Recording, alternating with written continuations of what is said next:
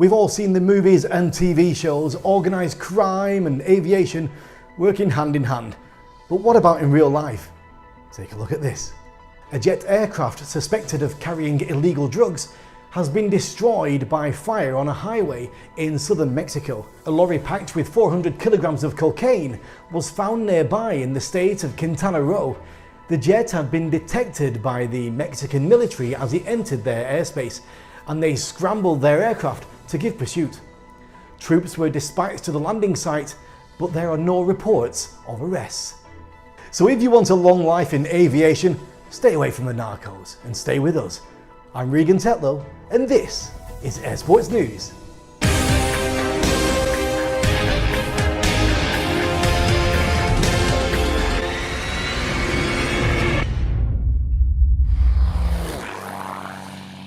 US organisers have just cancelled the amazing Ozone Chillon Championships, where almost 90 pilots were confirmed to fly. On the other hand, competitors in Serbia have had more luck. Right now, we're in the middle of the Serbian Open gliding contest. The Serbian National Sailing Championships is a traditional competition under the auspices of the Aeronautical Union of Serbia. This is the 64th in a row, and the direct organiser is Aeroclub Novi Sad. 7 Serbian pilots are competing at the sport airport Seneg in Novi Sad city right now, and we're keeping our fingers crossed for you guys. In northern parts of Europe, hang gliders have a huge appetite for flying. The Norwegian National Championships in hang gliding is to be held in Vega, with the National Centre as base of operations, and we're only 5 days left till we start the event. There will be prizes in 3 categories: Sports Class, Nationals and Open. Vaga is a municipality in upland country in Norway. It is part of the traditional and amazing region of Gudbrandsdal. By now, 15 pilots have already registered, and there is still time to register. With the relaxation of COVID-19 restrictions, up to 50 pilots can compete in Norwegian sports events.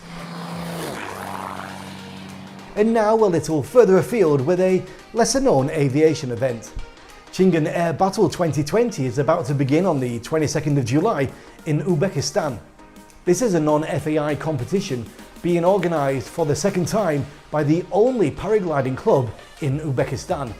Organisers are trying to develop paragliding in their country and want experienced pilots to come and fly over the wonderful and wild mountainous landscape. Starting place is 1,900 metres above sea level and is located in the Chimnam Resort. So far, more than 150 pilots have registered, for example from Russia, New Zealand, Great Britain, Australia and Taiwan. It looks like it may be a huge international competition, and we will bring you the results as we get them. Many drop zones around the world have already reopened, and skydivers have been enjoying the skies at events and fun jumping at the weekend, with various degrees of new safety practices in place. It's still too early to see how this is going to play out over the next few months, and of course we'll keep our eyes on the situation.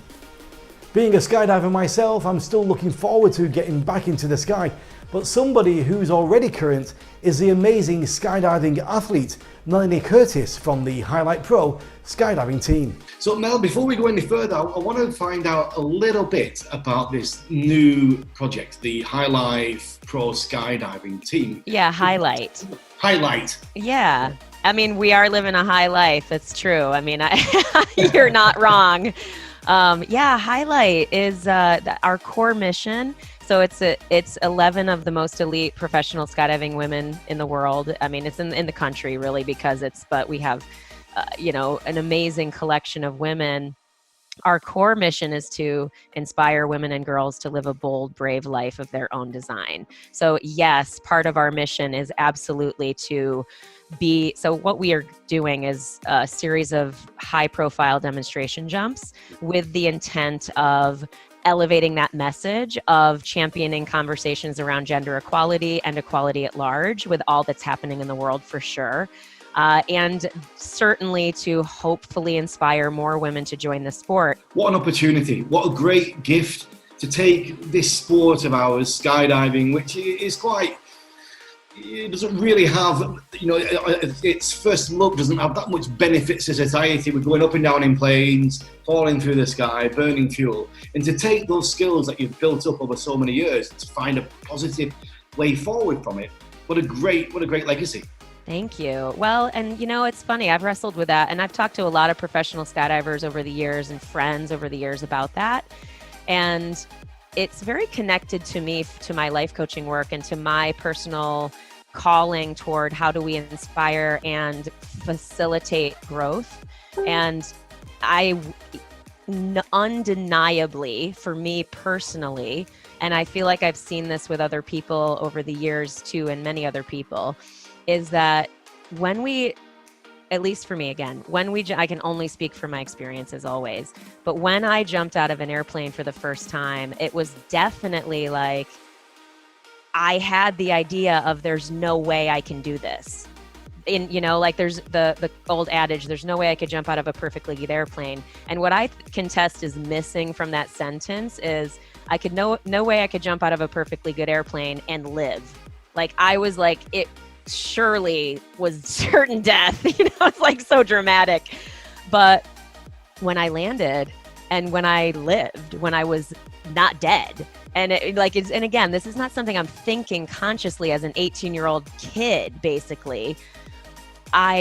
It's so undeniably clear that mindset shift of the things that I think I can't do, I might be able to do. It's not the, super fucking life coachy thing where it's like, anything you want to do, you can do, because that's just not true. I'm one of my friends, I was talking to him on the phone. He's like, I'm not going to be the next, quarterback of the Dolphins, right? Like that's not going to happen. And that's okay. But fundamentally, from a perspective of overcoming fear and moving and taking action through our fear, and this is relevant to so many things, whether we're rising into using our voice in terms of supporting equality today, right? And speaking up and talking about and saying, okay, I support Black Lives Matter. I support gender equality. I disagree with that decision that the Supreme Court made, or whatever. Like however we're using our voice in the spheres that we choose to use it. It's important, and I think skydiving gives people an initial access to that opening of the mind in a powerful way. And as always, if you want to watch the whole interview with Melanie, just check out our Air Sports Promotion YouTube channel. Airshow organisers and air display pilots are having what must be their worst year ever. One look at the airshow calendar worldwide shows that within the next 2 months, only some small events will survive, and no big airshows means no sponsors and, of course, no income. In the USA, the biggest aviation event by far was the Salute to America flyovers, organised by the US government to raise morale in the fight against coronavirus. An amazing collection of planes from the US Air Force, Thunderbirds, B-1, B-52 and B-2 bombers, Air Force F-15 and F-22 fighters, and Marine Corps F-35s flew over the Hudson River in New York, but also in Boston, Philadelphia and Baltimore. Air display pilots are taking advantage of this difficult time to prepare for 2021, when air shows are likely to return to the calendar. I spoke to the amazing aerobatic and display pilot Clemens Kulig from Chef Pit's Airshows. Tell me what's been going on these last few months. Have you done any flying? No, I haven't. The air show stuff is pretty much canceled for the year. I have one in November. But kind of back to who I am, my name is Clemens Kulig, and I built this airplane behind me and for the real purpose of flying it in air shows. So I finished it in 2013. I flew it in 2013, and so I've been flying. This would have been my 6th year. I haven't flown a show yet in 2020, but hope to do that up in Charlotte in November. Incredible. Pit Special S1S. You built it in your garage. It took 3 years, right? Yeah, for sure. I started with a fuselage frame, and the top wing, it was a project of fuselage frame, and the top wing was kind of started, and it was my aerobatic instructor's. He lives in an air park just west of here. And I looked at that plane for years, standing up in the corner of the fuselage, the truss up there, and finally bought it. You must get this on the other end of that now when you meet kids and you see their eyes light up. That must be a great, great feeling.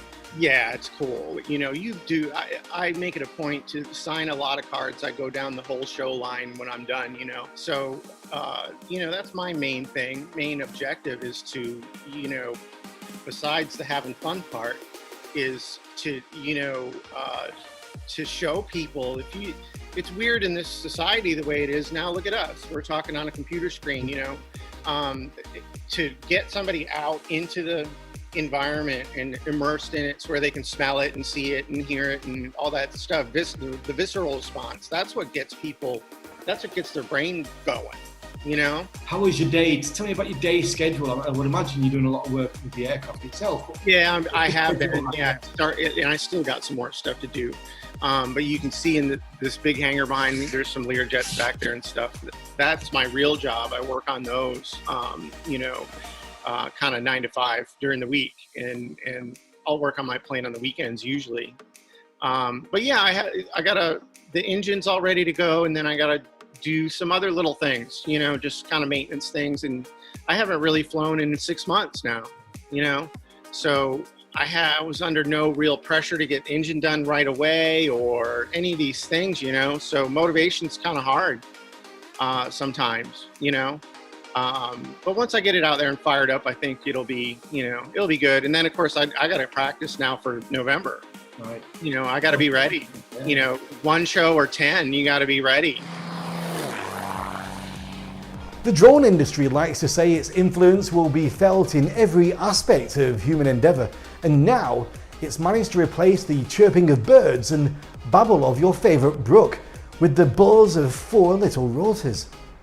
Blast Drone can carry the bait and deposit it precisely in the spot of the fisherman's choice, thanks to the swivelling onboard camera. Since the fisherman's bound to be busy reeling and playing the line at that point, the drone simply returns to its takeoff point automatically after its job is done. Blast Drone 3 Plus promises to take all the guesswork and exercise out of your next fishing trip with an ingenious setup that guarantees the perfect cast every time. The company says it's the future of fishing. Well, what do you think? So if anyone thinks that on the high-wing piston propeller aircraft market, Cessna and Tecnam don't have any competition, well, think again. On the 9th of July 2020, the BRM company test pilot Mirik Rankerson made the first flight with the B8 all-metal high-wing aircraft. The first 100 B8 airframes are now in production, awaiting completion of the flight test program. The designed maximum takeoff weight is 600 kilograms, and the aircraft will be offered both on the US and European market. BRM promised to continue the test program through the summer in order to first complete the requirements for the Czech type certificate. It's always good to hear that the pandemic situation in the world also has some good sides, encouraging people to be more creative. A new example of this comes from Pila in Poland, where the city and local aero club are planning their first ever fly-in cinema. For those that arrive by their own aircraft, the film screening at the airplane cinema and all-night security of the aircraft will be free from the 25th till the 26th of July 2020. The sound of the film will be played on the FM radio in order to take full advantage of the airplane cinema. It is necessary to have your own FM radio. It cannot be on the aviation unit, but you can also buy it from the organisers for only €12. So I think the people who invented the aviation cinema should be the hero of the week in the future. But now let's check who is today's hero of the week. Tadeusz Warner, born on the 16th of July 1954, is the former LOT Polish Airlines captain who became famous as the European commercial pilot who landed a transatlantic Boeing 767 airliner without landing gear with 231 passengers on board. This amazing and extremely dangerous landing was forced by a technical failure of the aircraft, which was flying from Newark to Warsaw in Poland. Polish media gave Captain Werner the title of a national hero. His manoeuvre was compared to a similar landing of the American pilot Chesley Sullenberg, who landed in 2009 on the Hudson River, flying an Airbus commercial jet airliner. A Democratic member of the House of Representatives sent the pilot a certificate of merit, recognizing him as a hero of the United States. November the 16th, 2011 was recognized by the Council City of New York as the day of Captain Tadeusz Werner. On the 14th of July 1922, well-known American Robin Olds was born. He was an American fighter pilot and general officer in the United States Air Force. He was a triple ace, with a combined total of 17 victories in World War II and the Vietnam War. He retired in 1973 as a brigadier general after 30 years of service. On the 12th of July 1957, Dwight Eisenhower was the first United States president to fly in a helicopter when the H-13 Sioux rotorcraft, flown by Major Joseph Barrett, departed the White House lawn for Camp David. On the 11th of June 1951, John Robinson Dugan died. He was an Australian pioneer aviator who built and flew the first Australian-made aircraft. He was also the first Australian citizen to take flight. After seeing a postcard of Wilbur Wright's flight in France in late 1908, he began experimenting with aviation, first constructing a Wright-type glider and then a powered aircraft. On the 18th of July 1921, John Glenn was born. He was a United States Marine Corps aviator, engineer, astronaut, businessman and politician. He was the first American to orbit the Earth, circling it 3 times in 1962. In total, as a pilot, he flew over 9,000 hours and he spent more than 9 days in space. 90 years ago, on the 11th of July 1930, Miss Ruth Alexandra established a female altitude world record of 6,583 meters. She is one of the courageous and determined pilots who moved the women's cause forward with their exploits in the interwar period. Happy birthday to Wojtek Bogdal, well-known powered paraglider pilot from Poland. He achieved several PPG titles in various aviation competitions, but his fame exploded when he became the first paraglider pilot on Earth who landed on an aircraft wing in flight, and Air Sports Promotion made an official video of this amazing stunt. In case you want to keep in touch with us, you can get in touch with the team on news@airsportspromotion.com, or you can get in touch with me directly on Twitter. Well, that's it for today. I'm really looking forward to seeing you back here again next week. But until then, stay safe, and as always, keep your eyes on the skies.